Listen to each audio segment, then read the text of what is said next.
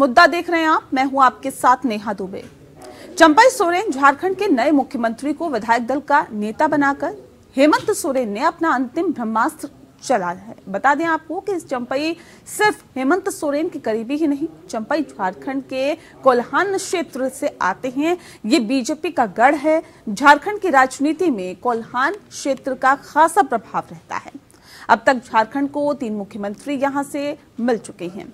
BJP के रघुवर दास और अर्जुन मुंडा के अलावा कांग्रेस के मधु कोड़ा कोल्हान क्षेत्र से ही आते हैं। बता दें कि पिछले चुनाव में यहां के 13 सीटों पर बीजेपी का अच्छा प्रदर्शन नहीं रहा था। चंपई कोल्हान का टाइगर भी कहा जाता है और ऐसे में सोरेन चंपई के जरिए बीजेपी को इस क्षेत्र में मात देना चाहते हैं। वहीं बीजेपी हेमंत पर लगातार हमलावर है। झारखंड मुक्ति मोर्चा के 67 वर्षीय नेता चंपई पार्टी प्रमुख शिबू सोरेन और उनके बेटे हेमंत सोरेन दोनों के विश्वसनीय रहे हैं। चंपई सोरेन को शपथ ग्रहण के बाद अगले 10 दिन में बहुमत साबित करना होगा। इससे पहले सत्ताधारी विधायकों ने 2 बार राज्यपाल से मुलाकात की थी। 43 विधायकों के समर्थन पत्र के साथ सरकार बनाने का दावा किया गया। हालांकि हेमंत सोरेन का इस्तीफा होने के बाद से अगले 24 घंटे तक सूबे में कोई सीएम नहीं था। इस दौरान सत्ताधारी विधायकों को हैदराबाद भेजने की भी तैयारी की गई थी। चार्टर्ड प्लेन रेडी था, लेकिन वहां भी ऐन वक्त में खेल हो गया। वहीं हेमंत सोरेन की शिकायत पर ईडी अधिकारियों पर ही SC/ST एक्ट के तहत केस दर्ज किया गया। सोरेन ने शिकायत की है कि ईडी के अधिकारी मुझे प्रताड़ित करने के लिए ये सब कर रहे हैं। शपथ से पहले सुप्रीम कोर्ट से हेमंत सोरेन मामले में सुनवाई से इनकार कर दिया गया है। सुप्रीम कोर्ट ने हेमंत सोरेन से कहा है कि उन्हें पहले हाईकोर्ट जाना चाहिए था। वहीं हेमंत सोरेन को रांची की एक अदालत ने 5 दिनों की ईडी रिमांड पर भेज दिया है। केंद्रीय जांच एजेंसी ईडी ने कोर्ट से 10 दिनों की रिमांड मांगी थी। चंपई सोरेन को अगले 10 दिन में बहुमत साबित करना होगा। सभी की निगाहें उस पल पर है, क्या मौजूदा सरकार बहुमत साबित कर पाती है या नहीं।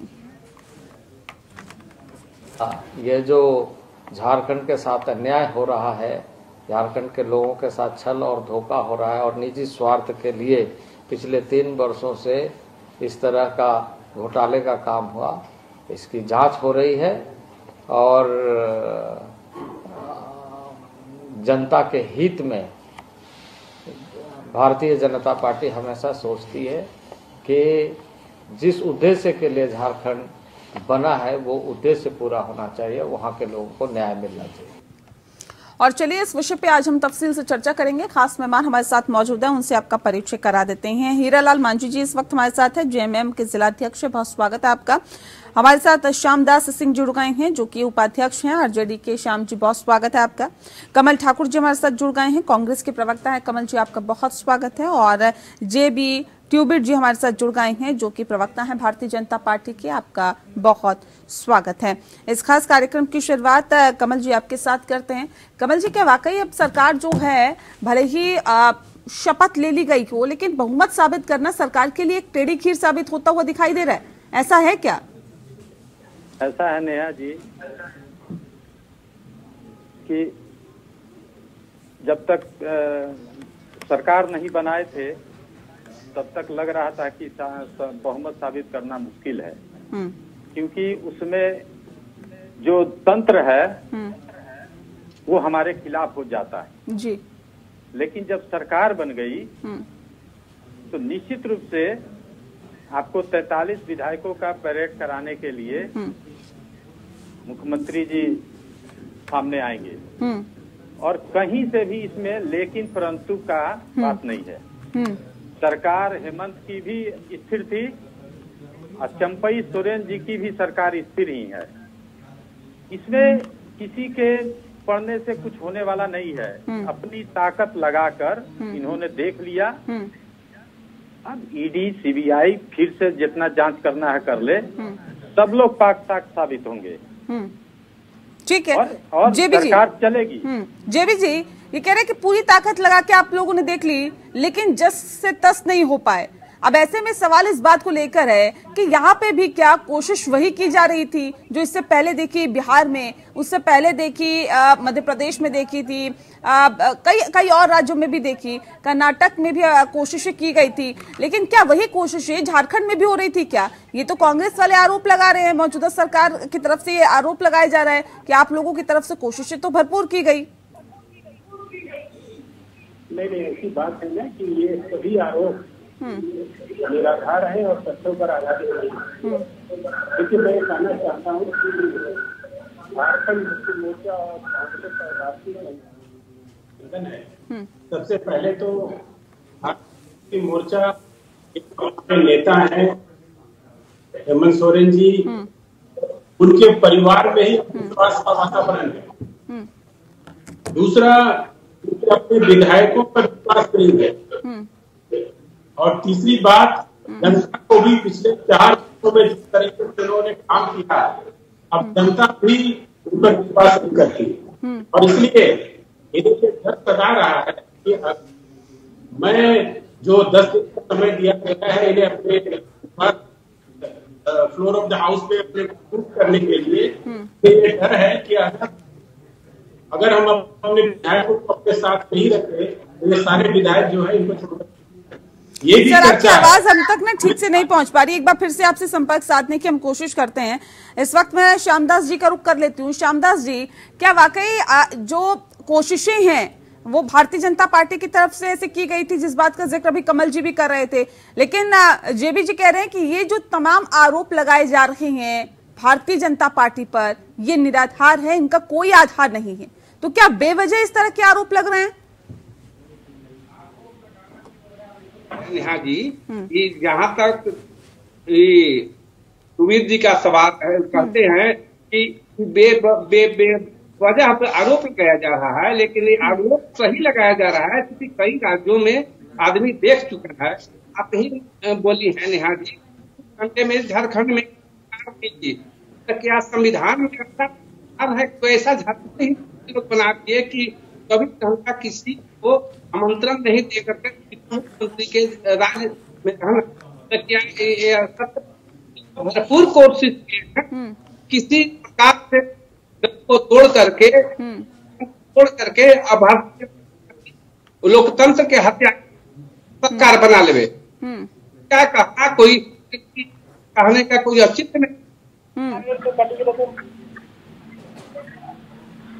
देख लीजिए नेहा जी, बिहार में, कर्नाटका में देख लीजिए, ये लोग क्या करते हैं, नहीं, लेकिन ये बताइए कि अब जो, क्योंकि बहुमत साबित करना है 10 दिन के अंदर, लग रहा है कि मुश्किल है, चुनौती है। नहीं, स्पष्ट रूप से बहुमत गठबंधन का तो राय नहीं है हमारे, और निश्चित तौर पर हम लोग अपना बहुमत, नहीं वो तो ठीक है, लेकिन श्यामदास जी आप भुक्तभोगी हैं, बिहार में आपने भुगता है उन तमाम चीजों को, आप साक्षी हैं चीजों के। आपके साथ जो हुआ वो बहुत बड़ा, ये बहुत मुश्किल नहीं है टूट के जाना विधायकों का, या राजनीति में इस तरह की चीजें होती है, लेकिन आपको क्या ऐसा क्या वजह लग रही है कि आपको लग रहा है कि झारखंड में वो स्थिति नहीं है? आने वाला नहीं है। कुमार जी का क्रम रहा है कि पलटू है गिरगिट की तरफ है, तो उनका विश्वास भी नहीं हो रहा था। सरकार जब कहते तो हम लोग थे और बिहार को आकर करते, लेकिन नीतीश कुमार जी चले गए, झारखंड में सभी जो के हैं एकजुट हैं, ये जनता पार्टी को ठीक है। हीरालाल जी सर, आवाज मिल पा रही है आपको? चलिए उनसे हम संपर्क करेंगे। लेकिन कमल जी देखिए, ये भी कहा जा रहा है कि कांग्रेस के 17 में से 12 विधायक टूटकर भारतीय जनता पार्टी के पास जा सकते हैं। देखिए भले ही शपथ ग्रहण हो गया हो, सीएम पद की शपथ चंपाई सोरेन ने ले ली हो, लेकिन उसके साथ साथ अभी भी जब तक बहुमत साबित नहीं हो जाता, एक बड़ी चुनौती मौजूदा सरकार के सामने है, क्योंकि इससे पहले हम वो खेला बिहार में भी देख चुके हैं। ऐसा है नेहा जी कि ये सारा चीज मीडिया ट्रायल है। इसमें कोई सच्चाई नहीं है। अब तो हम भी कहने को कह देंगे कि सूत्र से पता चला है कि 20 गो विधायक बीजेपी का टूटने वाला है। ऐसा नहीं है। देखिए क्या है ना, ये बात सत्य है कि शहर, हम कल भी आपको बोले थे कि शहर शहर डकैत घूम रहे हैं, अपने सामान की रक्षा करना मेरा जिम्मेवारी है। लेकिन भारतीय जनता पार्टी की तरफ से कहा जा रहा है कि 48 की बात करते हैं और इनके पास तो 35 विधायकों का भी समर्थन नहीं है, बात बड़ी बड़ी करते हैं बस। देखिए बीजेपी तो दुनिया की सबसे बड़ी पार्टी मिस कॉल से बन गई। ये पार्टी 81 विधानसभा नहीं, उसको 100 भी कर सकती है। मैं ये लोग को तो झूठ बोलने के अलावा कोई काम नहीं है इस देश में, क्योंकि हम लोग पिछले 10 साल होने जा रहा है, 10 साल से प्रधानमंत्री जी का केवल झूठ सुनते हैं। इसलिए ऐसा कोई बात नहीं है, न कांग्रेस का विधायक में टूटने की कोई संभावना है और न ही जेएमएम के कोई विधायक इधर से उधर जा रहे हैं। ठीक है, इन लोगों को मीडिया ट्रायल करने दीजिए।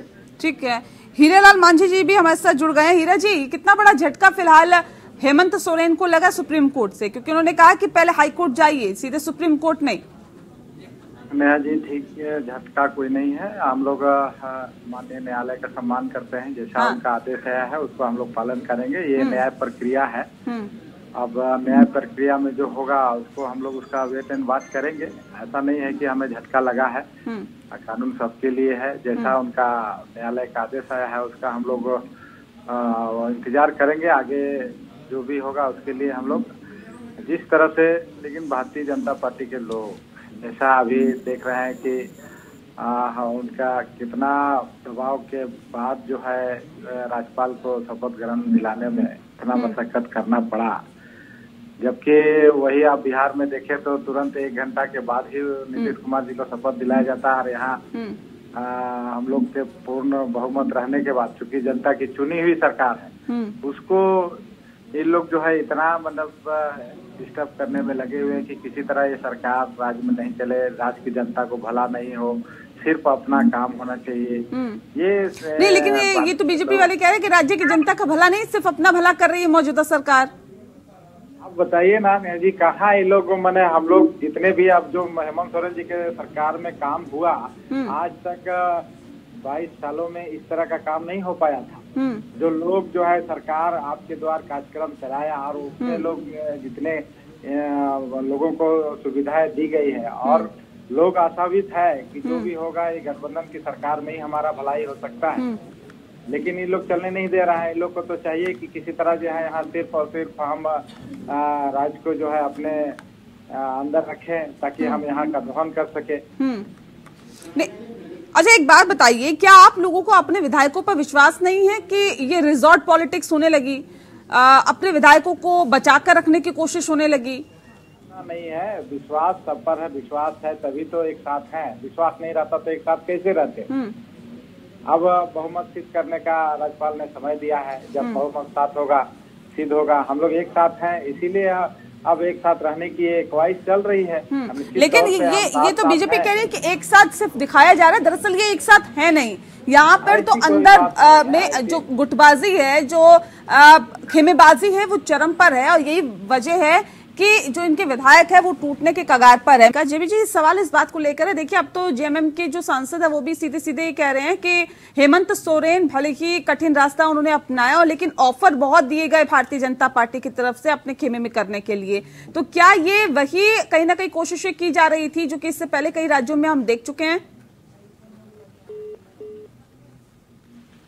वो कह रहे हैं उन्होंने कठिन रास्ता चुना, लेकिन मुश्किलों भरा रास्ता है, लेकिन बिल्कुल सही रास्ता है।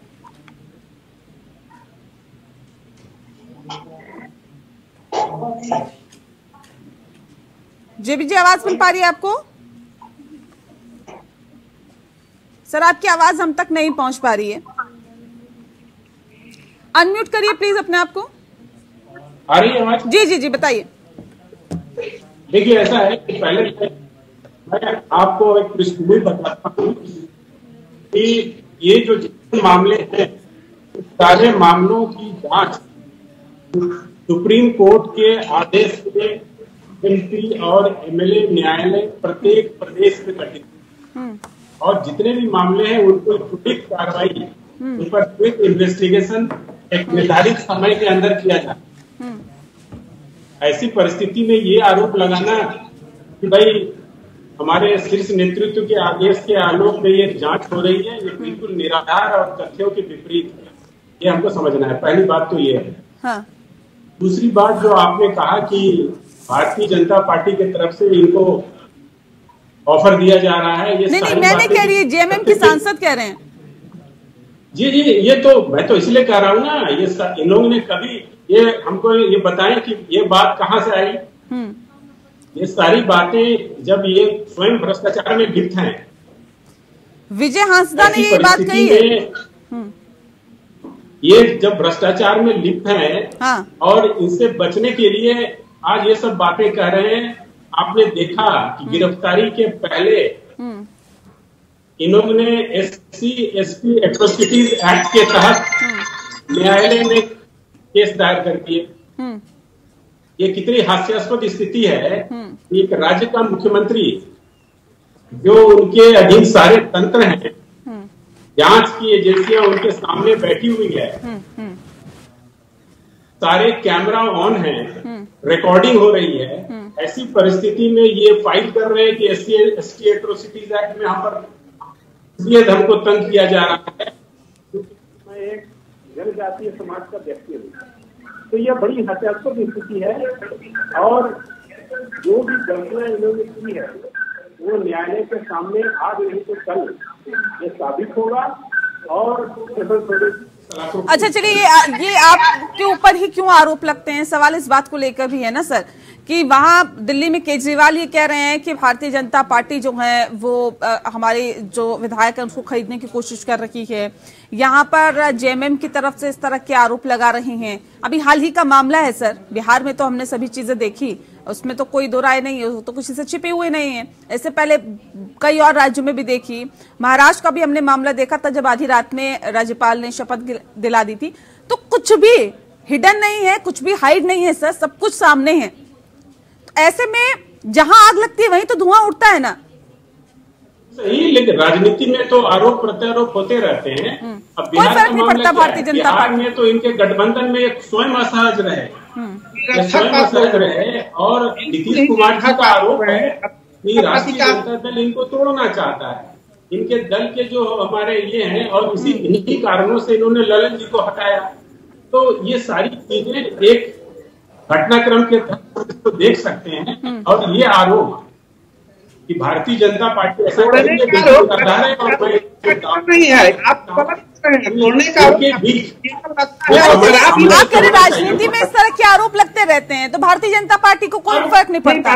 इस तरह के आरोप लग रहे हैं, अगर आपकी विश्वसनीयता पर सवाल उठ रहे हैं, भारतीय जनता पार्टी पे सवाल उठ रहे हैं, आपको कोई फर्क नहीं पड़ता। मैंने कहा कि ऐसी कोई बात नहीं है कि भारतीय जनता पार्टी ने ऐसी कोई पहल की। ये स्वयं आपस में इन लोगों के समन्वय नहीं थे, आपस में इनके संबंध बिगड़ते चले जा रहे थे। जब नीतीश कुमार को लगा कि उनकी सरकार गिर जाएगी, तो ये अपने स्वेच्छा से लोगों ने अपने दल में के जो पदाधिकारी थे, इनके जो पहले अध्यक्ष थे उनको हटाया, स्वयं अध्यक्ष बने और इन्होंने अपना निर्णय लिया। चलिए, वो तो बिहार की बात हुई ना, वो तो बिहार की बात हुई। अब पूरा का पूरा जो केंद्रीय नेतृत्व है, फोकस सिर्फ झारखंड पर है क्या? नहीं, स्वाभाविक रूप से जब एक कोई घटनाक्रम प्रदेश में हो रहा है, हाँ, राजनीतिक घटनाक्रम तेजी से बदल रहा है, हाँ, ऐसी परिस्थिति में भारतीय जनता पार्टी एक सकारात्मक विपक्ष, जिम्मेवार विपक्ष की हैसियत से निश्चित रूप से इन सारे घटनाक्रम नजर रखे हुए हैं। और जब समय आएगा भारतीय जनता पार्टी इस पर नहीं करेगी। जब समय आएगा तो आगे क्या किया जाएगा? नहीं, ये तो अभी नहीं कहा जा सकता। अब इनको तो 10 दिनों का समय दिया गया है। लगता है आपको बहुमत साबित कर देंगे? लगता है आपको बहुमत साबित हो जाएगा? में ये अपने को प्रूफ नहीं कर सकेंगे तो उस समय हमारा शीर्ष नेतृत्व पर निर्णय लेगा। नहीं, मैं आपसे पूछ रही जेबी जी, आपको लगता है कि बहुमत साबित हो जाएगा? 48 विधायकों के समर्थन पत्र सौंपा है इन्होंने राज्यपाल को। लगता है कि प्रैक्टिकल तौर पर 48 जो विधायक है इनके समर्थन में है? नहीं, वो तो अभी जिस तरीके से ये हैदराबाद जा रहे हैं, परिवार के अंदर जिस तरह का महासंग्राम चल रहा है, मुझे तो नहीं लगता है कि ये 10 दिनों के बाद ये अपना बहुमत साबित कर पाए। ठीक है, हीरालाल मांझी जी, ये डर, ये खौफ किस बात का, किस चीज का आप लोगों को इतना डर है? अपने विधायक है, अपने विधायकों पर इतना तो कम से कम विश्वास होना चाहिए कि वो कहीं टूट कर नहीं जाएंगे या किसी और खेमे में नहीं जाएंगे, किसी और पाले में नहीं जाएंगे। ये तो कह रहे हैं कि जिस हिसाब से आप लोगों का डर है, जिस तरह से रिजॉर्ट पॉलिटिक्स हो रही है, जिस तरह से हैदराबाद जाने की तैयारी है, ऐसे में तो मतलब ये साबित होता है कि आप लोग विश्वास ही नहीं करते हैं अपने विधायकों पर।